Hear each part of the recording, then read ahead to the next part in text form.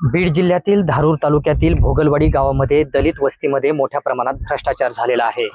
अनेक कामे केली असून अर्धवट कामे सोडण्यात आलेली आहेत। याचा माझ्या पाठीमागे आपण पाहू शकता दलित वस्ती सुधार योजनेच्या अंतर्गत हे जे पाण्याच्या टाक्या बांधलेल्या आहेत, यामध्ये या टाक्या नुसता बांधून ठेवलेल्या आहेत।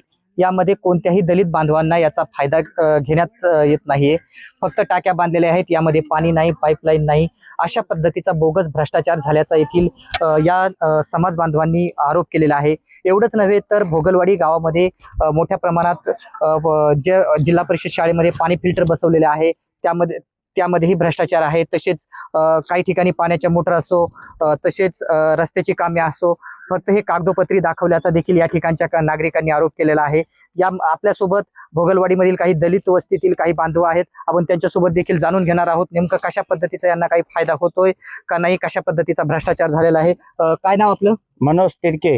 नेमकं काय मागणी आहे, कशा पद्धतीचा गावाचा भ्रष्टाचार आहे, कोणकोणत्या कामात भ्रष्ट काम झाले आमच्या आहे? गावात टोटल कामात भ्रष्टाचार झालेला आहे। रस्ते असो, हे पाणी असो, नाले असो, कुठला काही त्याच्यात टोटल भ्रष्टाचार, बालवाडी असो, शाळा असो, पुरा भ्रष्टाचार झालेला आहे। तर नाल्या काढल्या, नुसत्या नाल्याचे बिल उचलून नाल्या काढलेल्या नाहीत, अगर काही केलेलं नाही। रस्ता कागदपत्रे हे केलेलं आहे, रस्ता बांधलेला नाही, अगर बंदित नाली केलेली नाही, नुसते कागदपत्रे बिल उचललेत। कुणी तक्रार द्या गेलं तर त्याच्यावर दात धरून त्याला धमक्या देतात आणि टोटल भ्रष्टाचार केलेला आहे। कुठलं पाणी प्या 4-4 दिवसाला सुटतंय शाळात, कुठलं शाळात बालवाडीत 10-11ला उघडीत येत आणि अर्ध्या तासात बंद करतात। बारक्या लेकरायला कुठला खाऊचा हे नाही, काही नाही, टोटल भ्रष्टाचारच झालेला आहे गावात।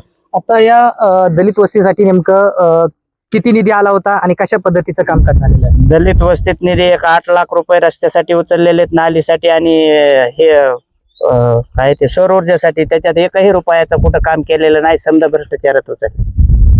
तर आपण जिल्हाधिकारी कार्यालयासमोर देखील धरणे आंदोलन सुरू केलं होतं। नेमकं आपल्याला काय सांगितलं प्रशासनाने, कशा कारवाईचं आश्वासन? आम्हाला 8 दिवसात आम्ही चौकशी करू म्हणून आश्वासन दिलेलं आहे, नाहीतर मी 1 जूनला डबल उपोषणाला बसणार आहे बीडला। ज्या पद्धतीने आणखी आपण जे शाळेचे जे पाणी फिल्टरचा जो प्रश्न होता, अथवा एका ते पाण्याची टाकी, विहीर, बोर, अनेक काही आपण समस्या मांडल्या होत्या, तो काय प्रकार आहे? तो बी तसाच आहे, तुम्हाला जसा दाखवलाय तसाच आहे। अजून लय मोठे बघायचे पॉइंट राहिलेले आहेत आपले। समजे असेच भ्रष्टाचार अर्धवट काम सोडून दिलेले आहेत समजे टोटल। गावाला कशा पद्धतीने गावाचा विकास झालेला आहे? तुम्हाला ज्या ग्रामपंचायत अंतर्गत शासकीय योजनांचा काही फायदा झालेला आहे का? कशा पद्धतीचं, तुमच्या काय समस्या आहेत?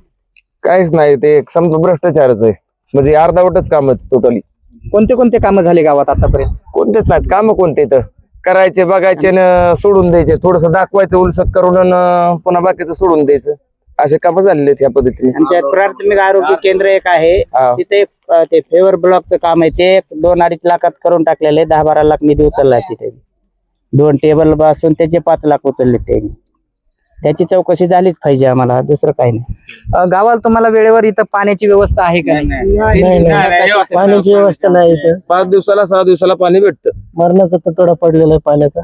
कसं करता तुम्ही पाण्याचं नियोजन? कसं करता? आम्ही तिकडे लांब 1-1-1.5 किलोमीटर जाऊन पाणी आणतो, शेतात जाऊन पाणी घेऊन येतो। आपल्या सोबत आणखी काही या ठिकाणी दलित वस्तीतील काही नागरिक आहेत, आपण त्यांच्याकडून जाणून घेऊया। काय सांगाल, कशा पद्धतीचे तुम्हाला काय कशी अडचण आहे तुम्हाला? पाण्यामुळे अडचण म्हणायचं, पाण्यामुळे अडचण आम्हाला त्रास आहे। तुम्हाला लाईट आहे का वेळेवर? नाही, लाईट नाही, काही नाही, पाण्याची फक्त अडचण आहे आम्हाला, कोणतीच नाही। रस्ते कसे आहेत तुमच्या इकडे? आमच्या एवढा रस्ते तर नाही, त्याचा तुम्हाला दिसते का? आणि आम्हाला मेन पॉईंट म्हणलं की आम्हाला समशाभूमीचा प्रश्न आहे बघा, मेन समशाभूमीचा। पाऊस जर आला आणि पाणी जर आलं तर आम्हाला मड उचलून पाण्यात जायला लागते बघा। आता तुमच्या समोर जागा आहे का बघा, समशाभूमी बांधून दिलेली नाही। आम्हाला सांगते तिकडे बांधली, पण आमचं पहिल्यापासून पूर्वीपासून इथंच आहे, मग इथं बांधून द्यायला पाहिजे आम्हाला। एक मेन आमचं काम ते समशाभूमीचं। तर अशा पद्धतीने मोठ्या प्रमाणात या ठिकाणी स्मशानभूमीची व्यवस्था असो अथवा पाण्याची व्यवस्था असो, दलित वस्ती रस्त्यांची जी समस्या असो, अनेक समस्यामध्ये दलित वस्ती सुधार योजनेअंतर्गत अनेक कामे झाली, मात्र हे सर्व कागदपत्रे आणि बोगस झाले असून याचा कोणताही फायदा येथील नागरिकांना नसल्याचे देखील आरोप या ठिकाणच्या नागरिकांनी केला आहे। आपल्यासोबत आता नेमकं यापुढे तुमची काय मागणी राहणार? काय चौकशी, बाकी काही नाही, चौकशी झाली पाहिजे आणि संबंधित गुन्हे दाखल झाले पाहिजे, त्याच्यापेक्षा काय मागणी आहे? अशा पद्धतीने या भोगलवाडीत येथील दलित वस्ती असो, इतर गावातील विकास कामे असो, या सर्व कामांची चौकशी झाली पाहिजे आणि तात्काळ यामध्ये दोषीवर गुन्हे दाखल करावेत अशी या ठिकाणच्या नागरिकांनी मागणी केली आहे. या संदर्भात त्यांनी जिल्हाधिकारी यांना देखील तक्रार केलेली आहे.